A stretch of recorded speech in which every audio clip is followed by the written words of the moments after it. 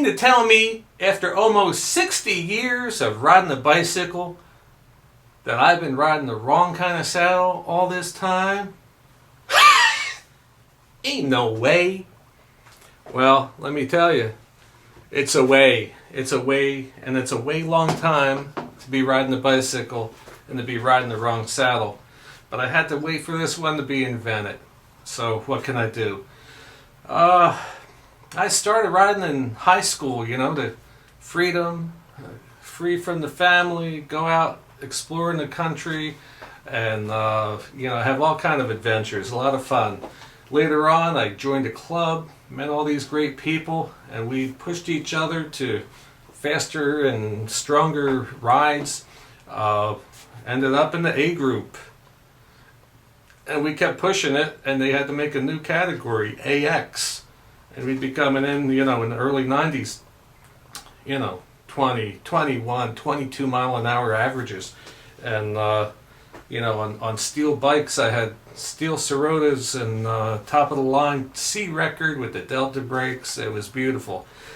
The saddle I picked back then was called the Regal, and it was perforated leather. It was suave looking, and it had these copper rivets, and they were comfortable, and I really loved them. I'd probably be riding them still, except they were wearing out on me. And what happened? Let me take this camera and show you. I got it right here. This is one of the Sirotas, and it has this. You can see the copper rivets, and of course you get leather wearing near the creases. But if you look, I have this recurring theme of leather wearing at the thigh, where the thigh hits the saddle. And now there's my new Wove saddle, and 135 grams on that. It's one of the lightest things on the bike, honestly. This is a Sirota Nova Special X. I set it all up like La Roica cycling. So the brake wires are up in the air, etc. And this is another of the old Rolls saddles, and you can see that distinctive wear spot on the thigh. So I found out that was a problem. My local bike shop, which is Wheel Fine of Lambertville, New Jersey, Wheel Fine, Mike Johnson is the owner there, and he looked at this Yashijiro I have, and he said, "Hey, look at this. There's a sticker there that says made by Tengai, and it's all kind of rubbed off a little bit. What's going on there, right?" And then I looked at this is a Lotus Legend, and I looked at the old C record cranks I used to ride, and you can see a haze there, or a shiny spot, again, where the bike, my shoe is hitting the heel is hitting right there. And I said, this is a problem, this is a little problem. So Mike told me, he said, what you got to do is you got to move your foot, for your foot to be straight. He said, you got to move your knee in and almost hit the top tube. Like you're aiming for the top tube, you're pushing in your knee more. And then I was on the bike when he told me this, and I pushed my knee more, and he said, yeah, do that again, now look at your shoe. And when I pushed my knee in, my shoe veered away from the frame. And I was like, okay, well, and he says, you'll feel stronger, you'll ride better. People that do this, they ride better, develop different muscles. But I'm thinking, if I move my knee in more, that's going to be more pressure on that saddle where my thigh rubs. No, it never hurt, never did anything. I figure that's why you have the shorts are long on a bike. It's supposed to be that way. But I listened to podcasts with Nick, who's the gentleman who invented this, designed this. He worked on it with all these professionals out in Boulder, Colorado, and he's got it down to, it's beautiful. Look, it's all carbon fiber, carbon rails and stuff. I said, it's going to be okay for me. I'm a little over 200 pounds. He said, it's good to 300 pounds. So, okay, I'm happy. So I got it just before Christmas, a week or two before Christmas. And of course in New Jersey it's cold, it's snowy, it's whatever. But there were a couple days there, 26-degree days, and I did 10-mile rides because you're enthusiastic to try a new saddle. And what I did is I put it on my carbon bike, which is down below here. So I put it on the Moser, and I installed it there, and I said, hey, I am just going to ride this Moser, and I'm going to ride this through the winter in the cold weather, and I'm going to leave the Yashijiro to a nicer day, and I'm going to leave that all city. See, I went from the Regal saddle, and I found this new Regal remake of the saddle, but this thing feels nothing like it. It's horrible. It was a big disappointment. And then I found a very inexpensive saddle, and it's a nice, if you like a traditional saddle, let me tell you, it's a nice, they're out of business. But I think they're like 55, 60 bucks, which is a relative deal, and I had them on all my bikes. So now I put the Wove on the Moser, and the thinking was, I am just going to ride this through the winter. I'm going to put a couple 100 miles on it. And, what I'm looking for is comfort these days. I ride for Breakthrough T1D, which is the charity formerly known as JDRF. And you can see all the numbers I have from doing the ride since 2012.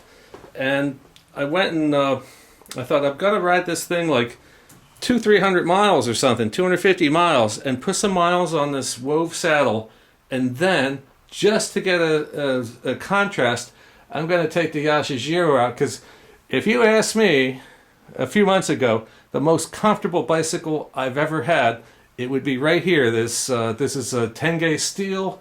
It's actually a tribute to the founder of Tengai Steel, Mr. Yasujiro Tengai. And this thing is like such an elegant ride, and such a pleasant bike to ride. And here it is with this all city saddle, and I would have told you, oh yeah, that is the most comfortable bike I've ever had in my life. And it was just a few months ago. So last week we had this nice day, and my birthday's coming up in March, and I'm thinking I want to figure this out because I want to do my birthday ride. 60 miles this year. It's March 4th, so I got to figure, I want to figure out which bike to ride. I'd love to ride this bike, but what saddle is it going to be? So last week we had a decent day, and so I had to put air in the tires. I haven't been on this bike since Halloween or so, and I put air in the tires, and then I took it out, and I thought I'm gonna have to think about this. I'm gonna have to have a cup of coffee and ponder. How did it really feel? Well, I took it out. I got about 50 yards away from home, and I was like, what the hell is this? This is horrible. All the pressure of a traditional saddle, like going into your crotch, and it starts, there's not much going on at that dead spot, but there's pipelines of blood and nerves and things like that, and you're destroying them on these other saddles. So instead of fiber optic cable, you're going to have like dial-up sensitivity, 98K dial-up speed, and you're not going to have the pressure because you've kinked the hose, so to speak. And so who needs this? I could not stand the bike. I couldn't ride this. I came back, hung it up. I took the Moser out, 25 miles or so.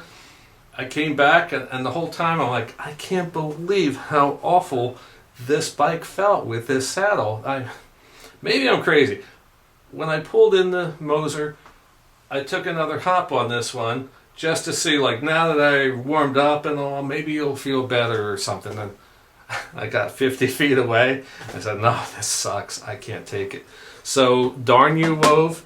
I luckily I did buy a second one for both of my main road bikes, and now I think I got to get one for the Lotus too. I take that on the canal path. I'm right by the Delaware Raritan Canal, so it's going to be 3. So it's that good. It's that good that I'm not going to really worry about it once I get them. But yeah, definitely recommend it. Completely comfortable. So much comfort, and that's what I'm into now. I'm not doing 21 mile an hour over 60 miles or stuff like that. I don't care to, because I know what it takes to do that, and I don't see that becoming a reality anytime soon. But I do like raising money for type 1 diabetes, and I'm a coach, so I train people through the year. We go on training rides in preparation for the national rides. And the national rides, I mean, it's kind of like I work them. The coaches work at them. We're keeping everyone happy and comfortable, safe. Get a flat tire, we'll change a tire. That's the traditional thing. I was up in Vermont, first mile, ladies on the sideline. A chain fell off. Well, I helped her out, got it on, and then I had to catch up to people. But it was that's what I like. So I'm on the road on those days. 7:30 start, something like that, and I might be on the road till 3 p.m. And that's a long time to be on the saddle at any speed. So my big thing now is comfort. So I'm not like, if you look at the Wove website, you'll see all these guys and girls, and they're 3% body fat kind of people going 30 mile an hour, up a mountain 30 mile an hour, smoking cigars up a mountain 30 miles. Okay, a little exaggeration is allowed, but yeah. And I'm like, boy, can I really relate? Do I deserve something? Do I deserve to get a saddle like this? I'm not doing this kind of miles or in this kind of shape. I'm over 200 pounds. What am I doing? But when I hear about the comfort, and I hear about the thigh issue and the rubbing, and how this on my knees might come in closer and be in better alignment, and my foot might fall into place because of that. I said, hey, if anything will do it, it's got to be this. So that's my hearty recommendation. All right, hey, take care, and thank you to the guy that the 40-year-old guy who gave me the inspiration for Ain't No Way. So take care. I'll put links to everything down below.